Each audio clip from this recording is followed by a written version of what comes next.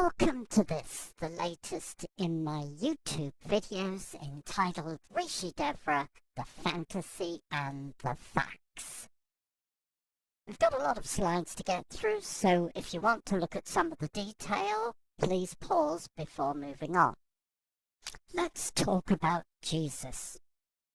Jesus said a lot of things, and most of what he said was about love, compassion, kindness, forgiveness. He also said that ye shall know them by their fruits. In other words, look out for people who have snake-forked tongues, who say one thing but do something else. So, inasmuch as Christ was a teacher of love, kindness, forgiveness, healing, and so on, somebody who espouses the complete opposite doctrine could be said to be the Antichrist. And that is exactly what Devra Patton West is, the Antichrist.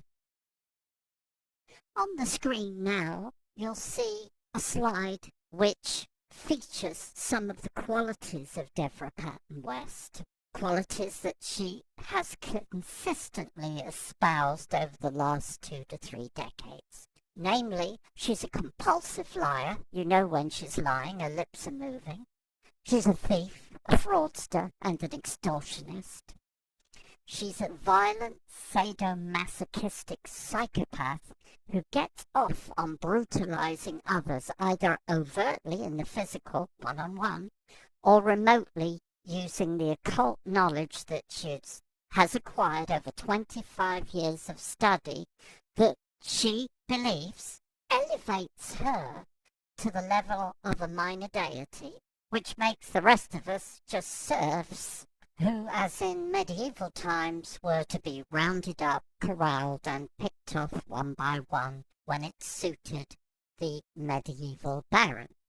Which is how Miss West sees herself. After all, after completing the Robert Jaffe School for Energy Mastery course in '91, she announced herself to be an Ascended Master and stated that anybody not accepting her as such was blocking the energies.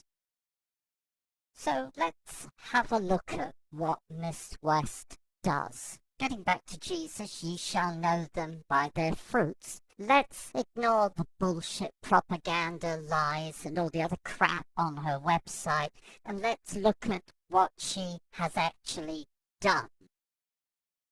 On the screen now are excerpts from 2 witnesses who saw Devra West violently assault 2 females, one an employee and one a student.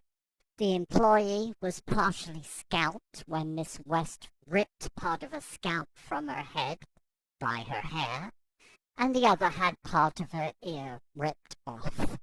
This is not very Christ-like, but it is certainly anti-Christ-like.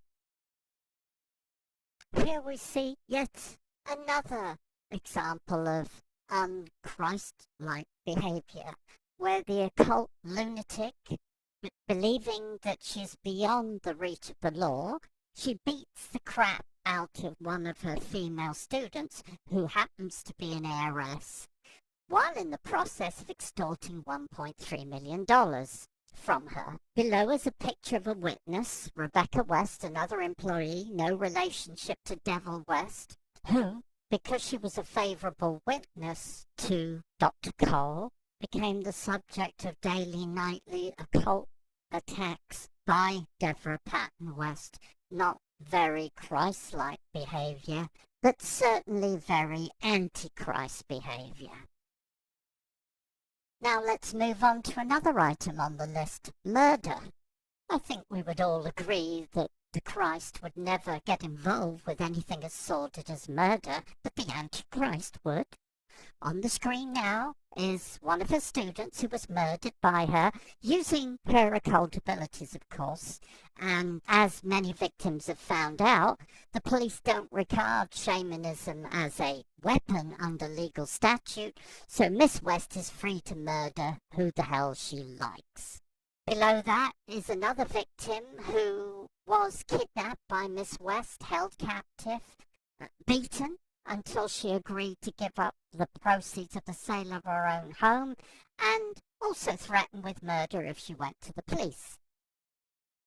On the screen now is a photograph of the whistleblower, another victim of a murder attempt, which went ahead but didn't succeed, by Miss West using her occult abilities. This was a fairly well-documented murder attempt in that the idiot at the bottom of the screen, Jeffrey Reynolds, CPA, an accomplice of Miss West, while being interviewed by the press in 2007, actually told the reporter, in what he thought was an off-the-record moment, that Miss West was going to murder John Watson, details of which were passed on to a federal agent. The murder attempt failed, and so Reynolds joined Miss West in a frivolous lawsuit to bankrupt the whistleblower so that he could not divulge details of West's past criminality online, thereby allowing Miss West and her cult to move to a different area, Cave Creek, Arizona, and start the guru cult extortion business all over again, which is exactly what has happened. Now, I don't know about you, but this kind of behavior is not very Christ-like. I don't think Jesus would approve, but I think it's very anti-Christ-like. So now, let's have a look at some of the Antichrist's biggest lies. There are so many of them, so many to choose from, so these are ones that were just picked at random. On the screen now is a statement that was taken off Miss West's website in 2000-2008 time period, where the occult lunatic asserts that she is single-handedly holding open the gateways of time. This has got to be one of my favorites, alongside her assertion that the Christ Jesus awarded her 2 doctorates, PhD and DD, in person. Wow. Of course, the Christ would never say anything like this, but the Antichrist would. And the Antichrist knows full well that under religious freedom laws, Miss West can say exactly what she wants, no matter how stupid, no matter how improbable, she can lie through her teeth and get away with it. And, as she told our friend the whistleblower in 2003, the truth doesn't actually matter. It's what you can convince the public is the truth. That is what matters. Let's hear Miss West say that in her own voice. It doesn't matter what is actually true. Spoken like a good Antichrist. Of course, like most psychopaths, Miss West is a prolific liar. As we've said before, you know when she's lying, her lips are moving. And this Antichrist is an equal opportunity liar. She lies in court, under oath, as well as to everybody she speaks to.